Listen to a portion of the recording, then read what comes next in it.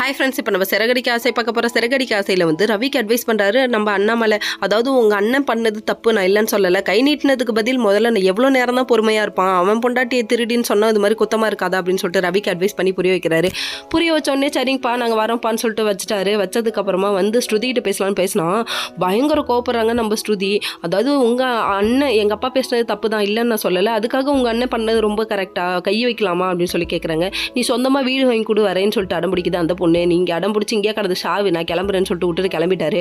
கிளம்புனாதாங்க அந்த பொண்ணுக்கெல்லாம் புத்தி வரும். இன்னொரு பக்கம் வந்துட்டு நம்ம ஸ்ருதியோட அம்மா அப்பா இருந்துட்டு நம்ம ஸ்ருதியும் எப்படியாவது ரவியும் அங்கேயே வச்சுக்கணும் பிளான் போடுறாங்க. நீ நினைக்கிறது நடக்காதமா, இந்த ஜென்மத்தில் நடக்காதமான்னு சொல்லிட்டு நம்ம ரவி ஒரு பக்கிட்டு எனக்கு சோறு வேணாம் ஒன்றும் வேணாம் இங்கே கிடங்கன்னு சொல்லிட்டு கிளம்பிட்டாரு. இன்னொரு பக்கம் பார்த்தீங்கன்னா நம்ம மீனாவை வந்து சாப்பிட வைக்க முயற்சி பண்ணுறாரு நம்ம முத்து. நீ இப்போ சாப்பிட்றியா இல்லையா, உனக்கு சப்போர்ட் பண்ணுற புருஷன் கிடச்சிருக்காமா, நீ ஏமா இப்படி இருக்க, என் புருஷன் வந்து இப்படி இருந்ததுன்னா வேறு லெவலில் சந்தோஷம் இருக்குன்னு எல்லா பொண்ணுங்களும் நினைப்பாங்க. அதை விட்டுட்டு இப்படி ஒரு புருஷனை போய் நீ குறை சொல்லிட்டு இருக்கேன்னு சொல்கிற மாதிரி ஆயிடுச்சு. அதுக்கப்புறம் கூட்டு போய் ஒரு வழியாக சாப்பிட வைக்கிறேன்னு சாப்பிட வச்சு வீட்டுக்கு கூட்டு போனால் அங்கே நிறுத்துடா அப்படின்னு சொல்லிட்டு ஒரு குரல். என்னடான்னு பார்த்தா விஜயா குரல் தாங்க.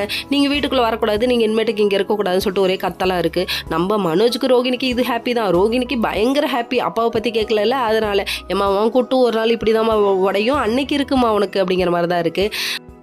அதுக்கப்புறம் மீனாவை வந்து ரொம்ப திட்டுறாங்க. நீ உசிப்பேத்தி விட்டு தாண்டி இப்படி பண்ணுற அப்படின்னு சொல்லிட்டு விஜயா ரொம்ப திட்டுறாங்க. நீங்கள் போதும் நிப்பாட்டுங்க, இப்போ என்ன நாங்கள் இந்த வீட்டில் இருக்கக்கூடாது அவ்வளோதானேன்னு சொல்லிட்டு கேட்குறாங்க. ஆமான்னு சொல்கிறாங்க. கிளம்ப போகிறான்னு நினச்சி சந்தோஷப்பட்டாங்க.